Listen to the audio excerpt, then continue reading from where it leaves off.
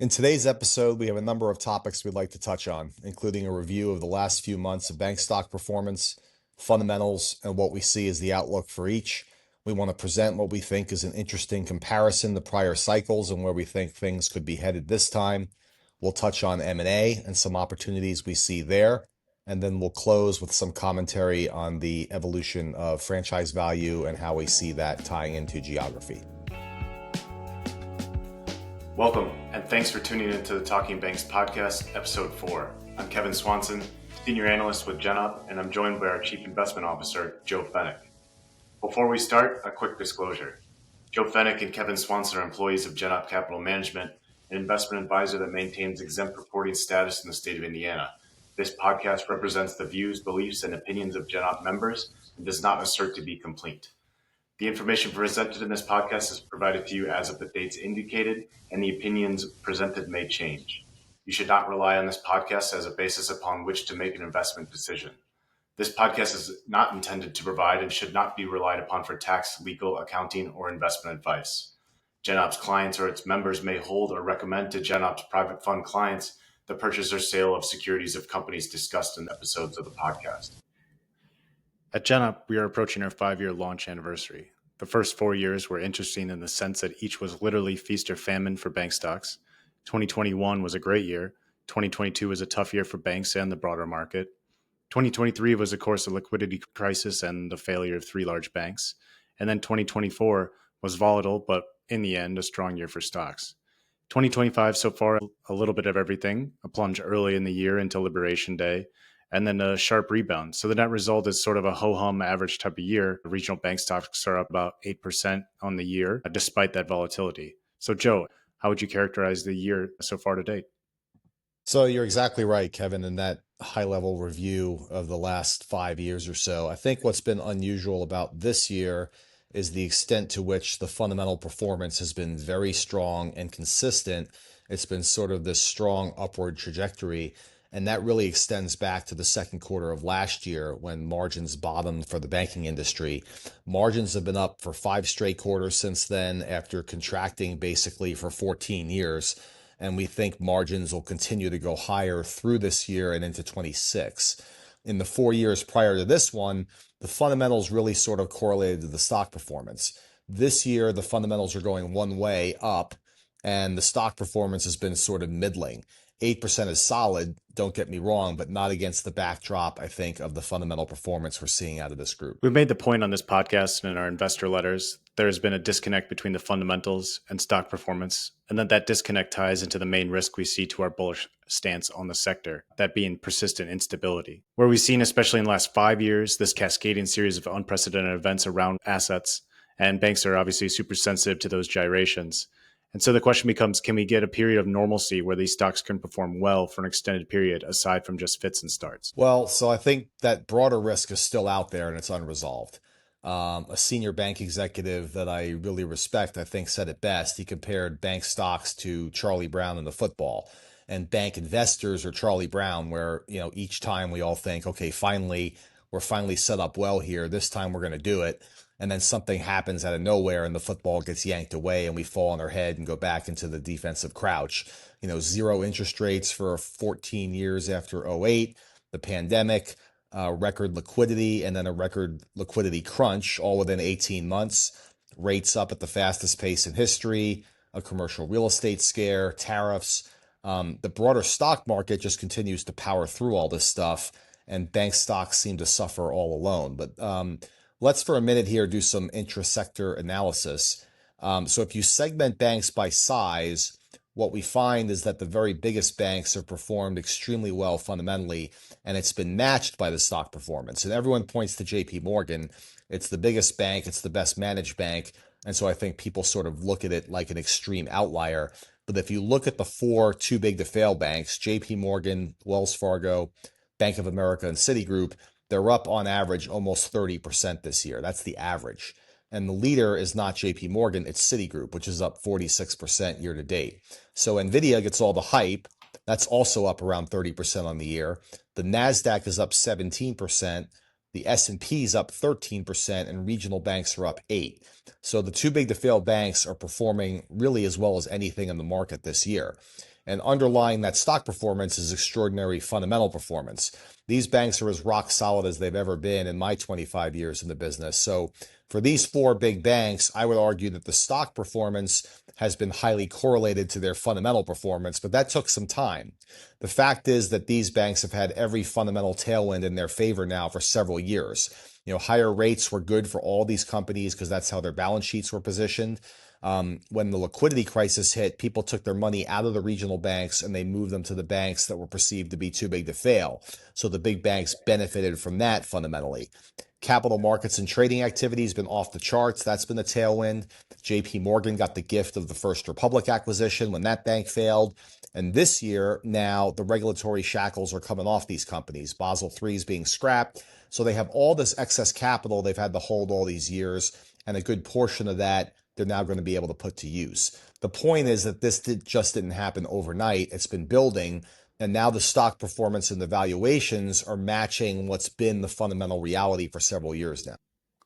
So what I hear you saying is that at some point for the smaller banks, if the fundamentals remain strong, stock price performance and valuation will eventually follow? I think that's right. So small banks are basically pure plays on the shape of the yield curve and basically margin performance. The yield curve inverted in June 2022. It was deeply inverted in 2023. The peak of that inversion was not surprisingly in June 2023, 1 month after First Republic failed and 3 months after Silicon Valley Bank failed. So May of 2023, regional bank stocks bottomed. So the stocks anticipated by 1 month the peak inversion of the yield curve. The yield curve remained inverted until September 2024. And lo and behold, regional bank stocks started to turn higher 2 months before in July of last year, which is also the exact point when margins bottom. So when you start to piece this all out, the movements in the market make perfect sense, right? Even among those four big banks, the two that are most tied to the yield curve are Bank of America and Wells Fargo, Citigroup and JP Morgan less so, and Wells and B of A are the two weaker performers of the big four. The yield curve started to entangle itself in September last year, and we got the first rate cut this month. And now the yield curve has really started to steepen. So the small banks are just on a lag in terms of realizing the benefits to their business model.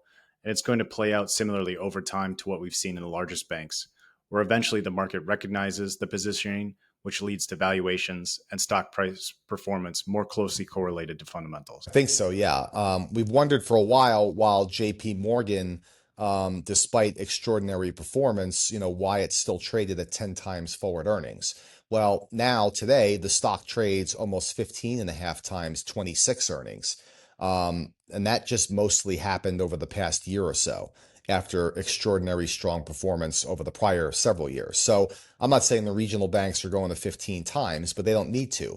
They're a little over 10 times 26 today, and a lot of the smaller ones are less than that. So assuming, again, that we don't get another Charlie Brown in the football event that comes out of left field, our call for 26 is that we start to see a tighter correlation for the regionals and the community banks to their strong fundamental performance. It's really amazing how stock prices, valuations, and stock performance all align nearly perfectly to size in this cycle. Maybe to sum that up, the largest banks have performed the best and are valued the highest. Stock price performance for the large regionals has been a little bit better than average, and so has their fundamental performance. They're a little less tied to the yield curve than the smaller banks, and they carry the next highest level of valuation. And then the smaller regionals and community banks are sort of bringing up the rear, the lowest valued. They perform worse on average, and they're the most dependent on the shape of the yield curve and interest rate policy. And that only started to improve a year ago. Yeah, and so our portfolio management strategy has followed that blueprint and how we think it plays out. We had significant exposure to the largest banks, which we think will continue to perform very well on an absolute basis. But we've shifted a bit over these past few months, paring back that exposure a little bit in anticipation of this inflection point in favor of the smaller banks, which are also going to benefit from M&A, which has already started to pick up. So then shifting gears a bit, it becomes a question of how much can things improve fundamentally for these smaller banks? So I like to think about it in really simple terms. In some recent presentations I've done to community bank board of directors, two in particular, we compared the current composition of their net interest margin to what it looked like back in December 2007, right before everything went haywire in 2008. And the rationale for that was that if you look back to that period, the average rate for the 10-year Treasury was 4.10, just about exactly where we are today. And yet for these two banks that I presented to, their earning asset yields today are 100 to 200 basis points lower than they were then. And so on the one hand, yes, both of these banks look pretty different now than they did then. They're larger today, but neither one of them was doing crazy stuff back then that inflated their yields. And they don't, at the core of it, they don't look wholly dissimilar to what they looked like in 2007. And at the same time, their funding costs then were comparable to slightly higher than they are today. The difference is that in late 2007, we weren't coming off a period of really low rates, right? So right now, a lot of banks, including these two, still have loans and securities on their books that are remnants of the low rate period we came out of before rates started to move in early 22. So the exercise we did for the boards and management is we said, if you can get even half of that gap back in earning asset yield from late 2007, think about how much of that income you get to drop to the bottom line. So again, a very simple exercise using assumptions that aren't heroic at all to illustrate that there is plenty of fundamental improvement still ahead. If that happens as we expect over time, stock prices are going to catch up to the fundamental picture just like they have for the largest banks. Let's turn to M&A. We talked last time about an expected pickup in M&A, and that's certainly happening, and we think it's going to pick up quite a bit more. We've also said that regional bank M&A is where the scarcity value is this cycle, and that small bank M&A is going to look somewhat different this cycle than it has in prior. So far, that's not exactly how it's been playing out. The first big regional bank deal between Pinnacle and Synovus has not been well received by the market, even though it's based in arguably the most attractive demographic region of the country. Meanwhile, we saw PNC buy a large Colorado community bank at an eye-popping multiple, and we've seen deals in the Southeast, specifically Texas, for community banks at very attractive multiples. So what's your take on the environment we've seen so far? So I think the Pinnacle Synovus deal is another example of the Charlie Brown and the football analogy. It's like, okay, everyone's excited to see M&A. Here we go. Regional bank M&A seemingly has the green light for the first time in a long time. It's a deal in the Southeast where there are only like 7 banks left of size, over 50 billion in assets. And then we get this big announcement and it's a complete flop in terms of the market reaction. So I know this sort of false start to regional bank M&A has given the bank skeptics just more ammunition.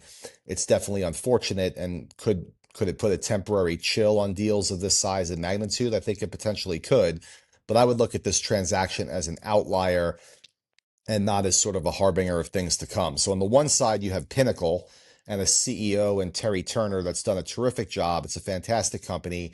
This is, though, a 70-year-old CEO and founder whose co-founder is 74 and whose CFO is 65. So there's a management succession challenge here.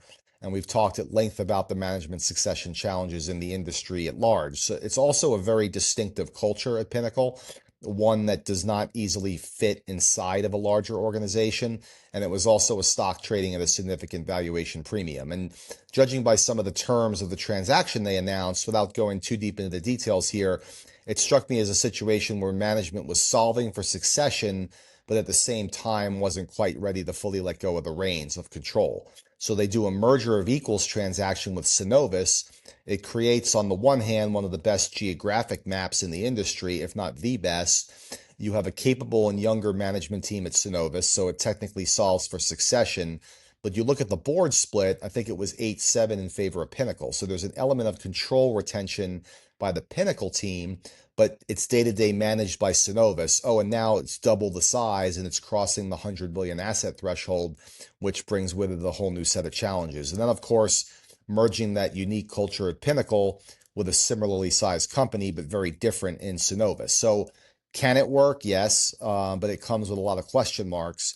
And it's not the deal we needed out of the chute to really inspire confidence in investors' reception to regional bank M&A. It's not a neat and clean deal, which would have been, say, a 200 to 400 billion asset bank buying a 50 to 75 billion dollar bank that sort of checks all the boxes that the street would want to see.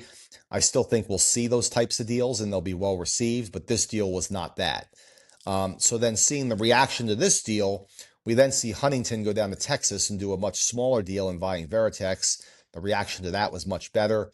PNC goes to Colorado and buys a small bank at a huge price, but it's sort of viewed as a low-risk deal that fills a gap in the map, but doesn't move the needle financially for PNC one way or the other. So Does this lead other large regional bank CEOs and boards to maybe hit the pause button on larger size deals? It could.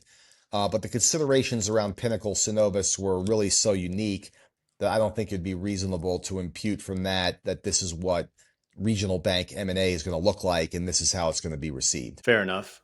And then on the smaller side, the deals that will never make the front page of the Wall Street Journal. We've been expecting smaller bank M&A multiples to be restrained by similar dynamics, ironically enough, that we saw in the Pinnacle deal: management succession, not enough capable buyers, and interest rate marks that remain prohibitive. And yet we've seen a number of smaller bank M&A deals at healthy multiples.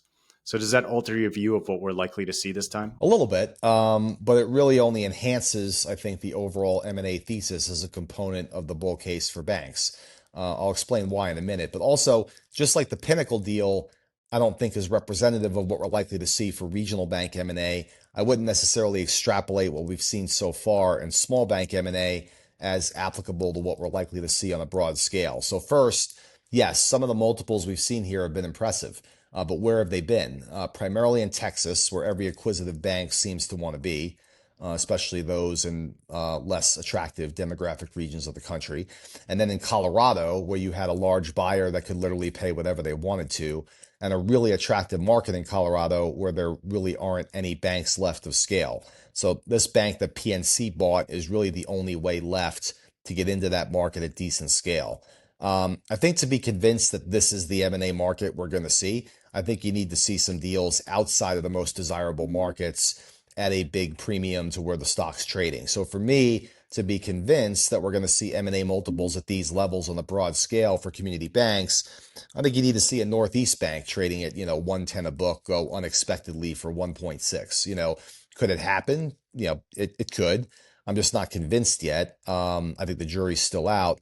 If it does happen, great. It only enhances the bull case, right? Because M&A has a way of resetting franchise values, even for banks that aren't participating in it, because the bank trading at 110 that sells for 160 leads investors to look at all of the bank's peers and say, if that one's worth 160, why are all these trading 50% lower?